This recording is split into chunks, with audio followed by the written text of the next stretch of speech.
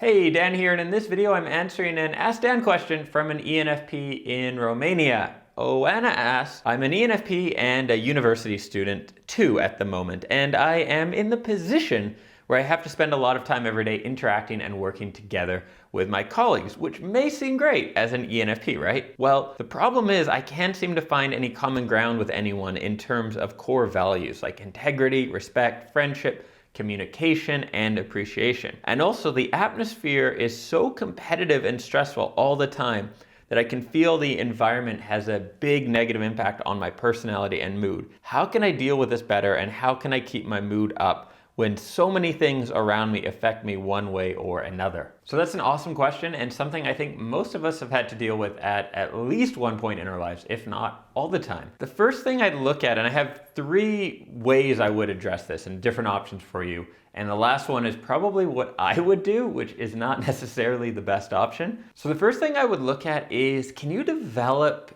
empathy for them? Empathy in terms of understanding who they are and where they come from. One tool to do this might be using personality types, figuring out who they are based on that. Another might be just really making an effort to get to know them better. And that might be tough at first because, you don't like them and you might not really want to get to know them that much better.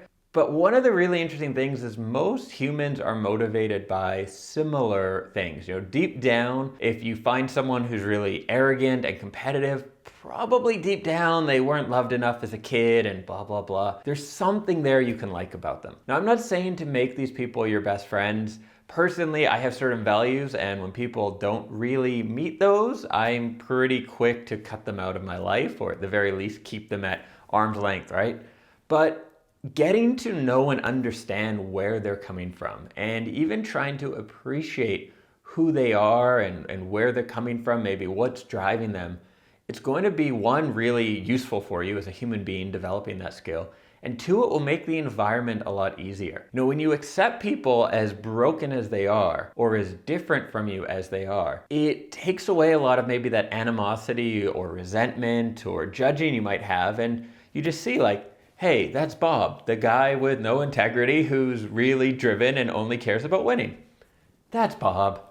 We love Bob, So try developing the sense of empathy for them, and don't expect it back, but do it mostly for yourself. And one way I would approach this is like you're a detective or a psychologist. Investigate them and try to kind of figure out what makes them tick. The second thing I would really recommend doing as an ENFP is practicing expressing yourself and disagreement. So there's a chance, I don't know you, we haven't met, but a lot of ENFPs were fairly agreeable. We like to get along with people because often arguing gets us quite emotional. I know I find that. There's friends I have that love to argue. They're into politics, and we'll have the same argument, and on my end it gets pretty intense. It's really disturbing me. And on their end it's yeah, I argue politics all day. This is just a fun game, right? So for that reason, a lot of ENFPs, we do tend to be fairly agreeable or go with the flow until we go to the other extreme where we're definitely not agreeable. And so one thing I would definitely recommend is expressing yourself.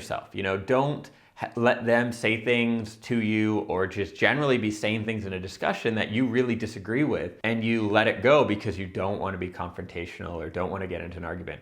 That's not going to serve you, and it's not going to serve them. So it's a lot better to put it on the table. The third thing I would say to do, and this is something that I do a lot in my life for better or worse, and I really don't know if sometimes it's out of fear or it is really just strategically the best thing to do, but is change your environment. There's certain environments that appeal to certain people. Some people love a really competitive, cutthroat work environment. That's where they thrive.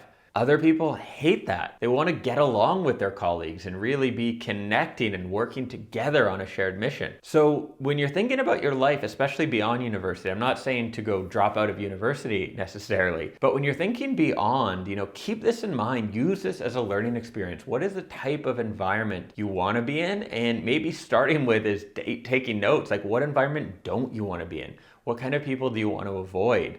And I would definitely say avoid work environments that are going to be full of people who are very competitive and who don't share your values. Now, of course, there's a lot of personal growth and interpersonal skills you can gain from being in a really tough environment. The last thing you want to become is like an American child these days who gets a trophy for everything they do, right? Facing adversity is good. It develops us and makes us stronger. But in the long run, I do think that if you're constantly in an environment that really goes against who you are, and you're using all that energy you have, all that willpower to get by in that environment, you're probably missing out on other things you could be doing and creating if you were in a really energizing, harmonious environment. You could save all that energy that you're otherwise using to survive the environment and put it towards doing something really great. And so that would be the big picture solution I'd look at, especially looking forward, is changing that environment.